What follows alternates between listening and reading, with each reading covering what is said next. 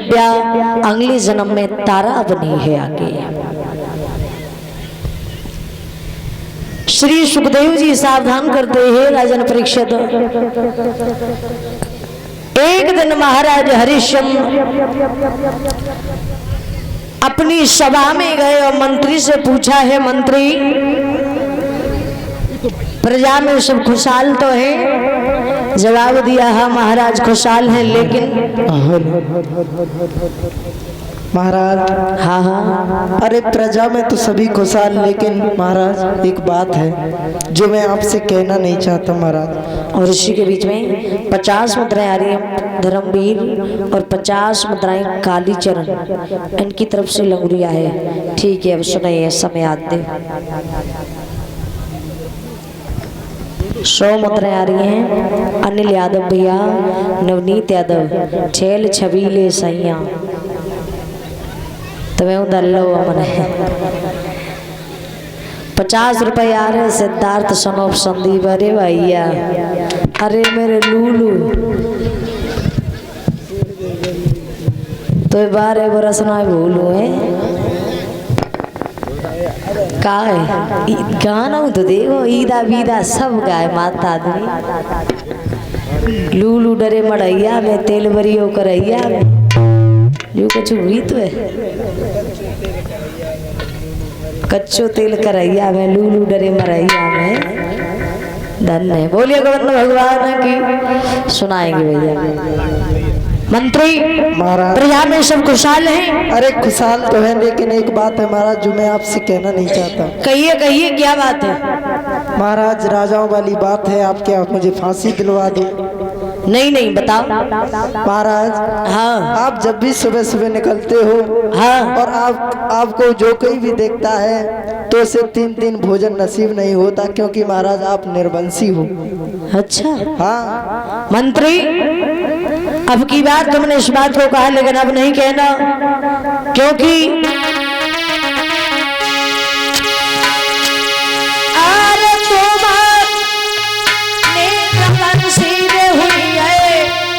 और ऊपर दुनिया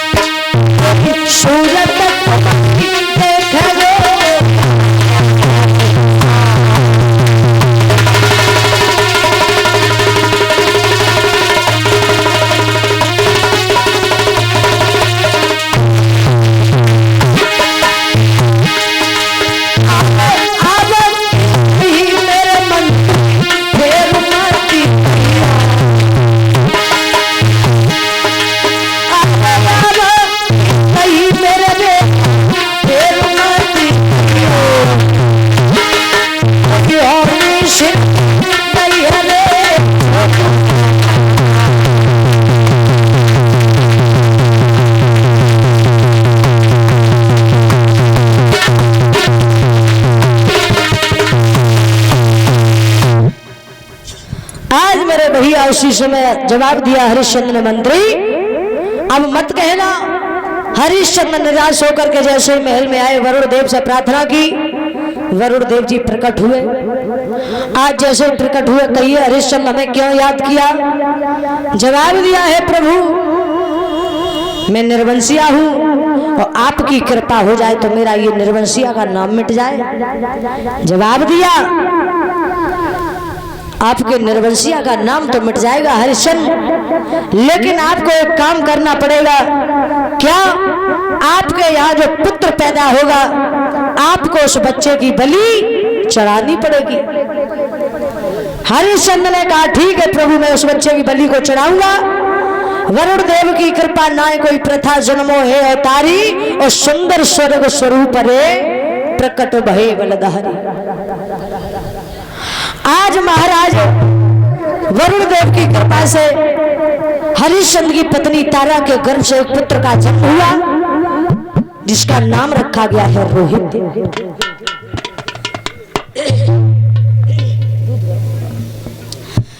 आज उसी समय जैसे ही उस बच्चे का जन्म हुआ, वरुण देव जी आए, कहा कहिए हरिश्चंद्र, अरे यहाँ पे जाओ ने कूलर पे, तुम्हारे पेट टोरे जाए तब तुम बढ़िया रहे हो।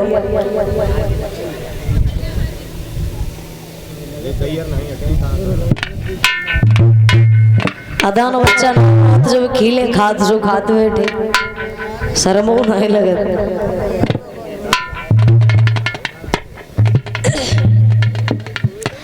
आज महाराज अब इतनी बेइज्जती करें।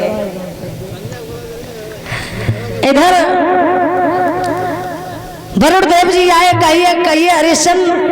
हरिश्चंद्र ने दोनों हाथ जोड़े, प्रभु अभी तो बालक बहुत छोटा है जिसके दांत भी नहीं निकले।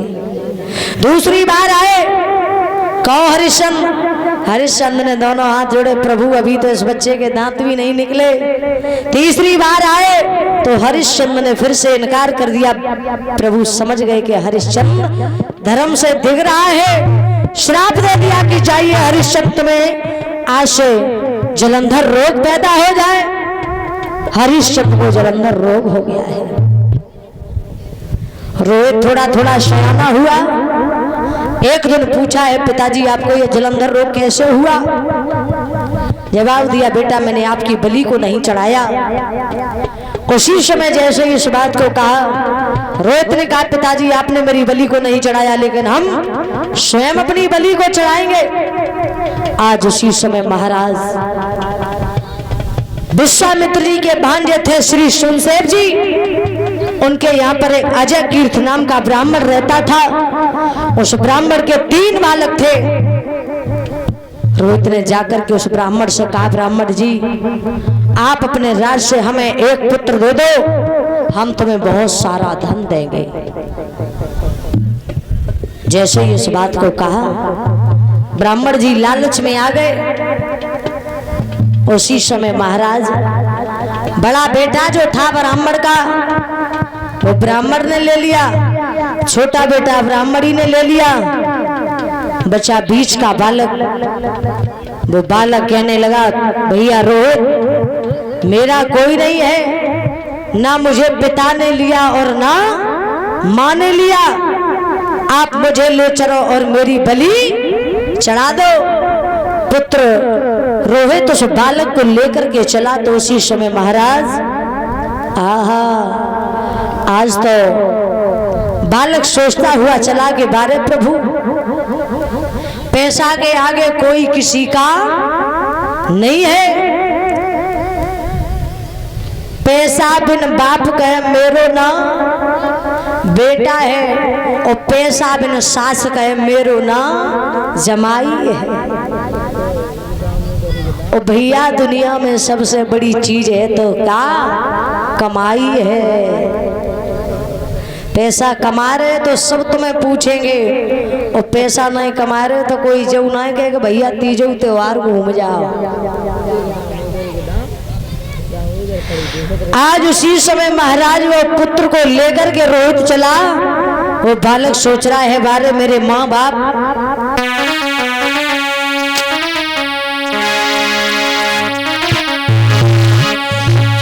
के मन में सोच